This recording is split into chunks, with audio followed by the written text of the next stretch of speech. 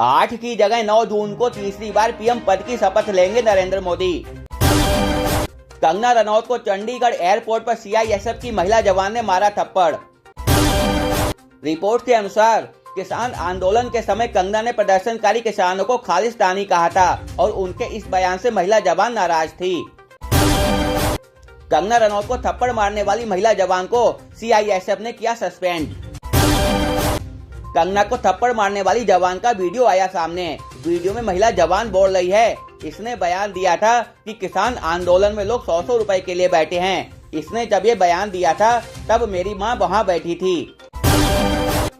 कंगना ने सीआईएसएफ की महिला जवान द्वारा थप्पड़ मारे जाने के बाद जारी किया वीडियो बयान। कंगना ने वीडियो में बताया, महिला जवान ने उसके चेहरे पर मारा और उन्हें गालियां दी। उन्होंने कहा, मैं सुरक्षित हूं, लेकिन चिंता है कि हम पंजाब में बढ़ते आतंकवाद से कैसे निपटेंगे।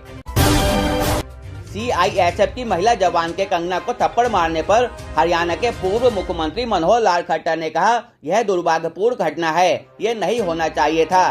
सिक्योरिटी एजेंसियों का जन भावनाओं के विषयों के साथ कोई सरोकार नहीं होना चाहिए। नवनिर्वाचित बीजेपी सांसद कंगना को थप्पड़ मारे जाने पर आप नेता संजय सिंह ने कहा कि किसान के बेटे बेटियां गुस्से में हैं। कांग्रेस नेता राहुल गांधी ने कहा कि प्रधानमंत्री नरेंद्र मोदी और गृह मंत्री अमित शाह ने लोगों को शेयर मार्केट में निवेश करने की सलाह दी, जिसके बाद 3 जून को मार्केट ऊपर गया और 4 जून को क्रैश कर गया। 32 लोकसभा सीटों पर 35,000 से कम मतों से हारी बीजेपी। अगर इन सीटों पर कुल 6,09,639 वोट और मिल जाते तो वह अपने दम पर बहुमत में आ सकती थी। बीजेपी के अगले राष्ट्रीय अध्यक्ष बन सकते हैं शिवराज सिंह चौहान। डीएमके समर्थकों ने बकरे के मुंह पर तमिलनाडु बीजेपी अध्यक्ष का फोटो लगाकर काटा उसका गला। 13 साल पहले एक साथ फिल्म में काम कर चुके हैं नवनिर्वाचित सांसद चिराग पासवान और कंगना रनौत। बिहार में मुख्यमंत्री नीतीश कुमार के नेतृत्व में लड़ा जाएगा विधानसभा चुनाव, सम्राट चौधरी। शिवसेना के संजय राउत ने महाराष्ट्र के डिप्टी सीएम फडणवीस की इस्तीफे की पेशकश पर कहा, ये योगी पर दबाव बनाने की चाल है। बार बार कहता हूं कि मोदी सरकार नहीं बनेगी और बनी भी तो नहीं टिकेगी, संजय राउत। सांगली महाराष्ट्र के एकमात्र नवनिर्वाचित निर्दलीय सांसद विशाल पार्टे ने कांग्रेस को दिया समर्थन। चुनावी जीत का जश्न मनाने अपने भाई चिरंजीवी के घर पहुंचे पवन कल्याण, पैरों में हुए नतमस्तक, वीडियो हुआ वायरल। सपा प्रमुख अखिलेश यादव का एक वीडियो ऑनलाइन वायरल हो गया है, जिसमें वह एक पत्रकार से बोल रहे हैं, तुम ये क्यों कर रहे हो, दूसरा इलाज करें क्या तुम्हारा। वहीं यूपी बीजेपी ने अखिलेश का ये वीडियो शेयर कर लिखा है, संविधान के नाम पर जनता को गुमराह कर वोट लेने वालों की चुनाव खत्म होते ही हकीकत सामने आने लगी है। रिपोर्ट्स के मुताबिक शिवसेना यूबीटी के प्रमुख उद्धव ठाकरे से बीजेपी संपर्क कर रही है और एक केंद्रीय मंत्री को उनसे बातचीत की जिम्मेदारी सौंपी गई है।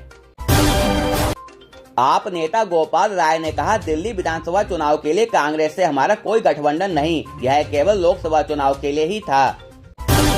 यूसुफ पठान ने कहा, बहरामपुर में महिला ने चुनाव प्रचार के लिए मुझे 1,000 रुपए दिए, मैं रो पड़ा। अयोध्या की लोकसभा सीट से बीजेपी की हार पर योग गुरु बाबा रामदेव ने कहा, हमें अच्छे के बारे में सोचना है और जहां कहीं भूल चूक हुई उसका विश्लेषण करना है।